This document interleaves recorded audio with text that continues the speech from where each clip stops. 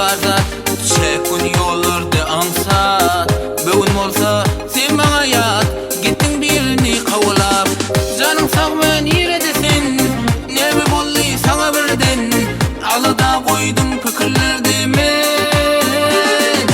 Vakt tapanın sana kavullum i, geçerler eyyem yadullum i.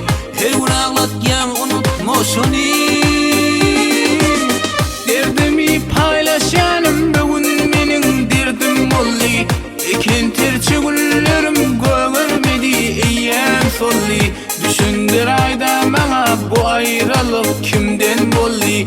Erkek ağlamaz diyerler gözlerin yaştan dolli. Derdimi paylaşanım bugün menin derdim bolli. Ekin terçi güllerim görmedi eyyem solli. Düşündür ayda bana bu ayrılık kimden bolli. Erkek ağlamaz diyerler gözlerin yaştan dolli.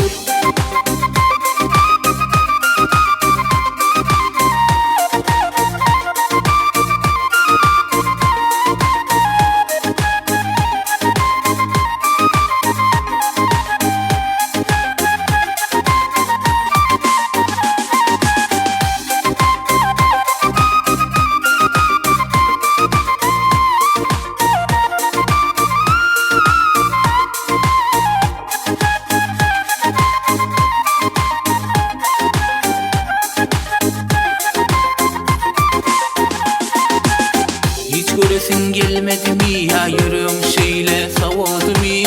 Hani ayttiydin bolmadı mi? Seni şeytan kolladı mi? Başta sen saklap bilmedim, yani eklep bilmedim. Bilyen canım şunun için gittin. Bu derdi çekmek ağır düştü, senin yat yerleri koştu. Son kusedim unutma beni. Derdimi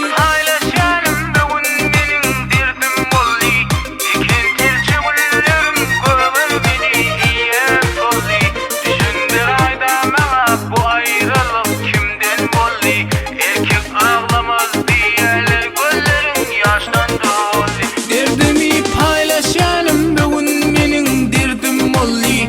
Ekin terçi güllerim görmedi eyyem solli. Düşündür ayda bana bu ayrılık kimden bolli. Erkek ağlamaz diyerler gözlerin yaştan dolli.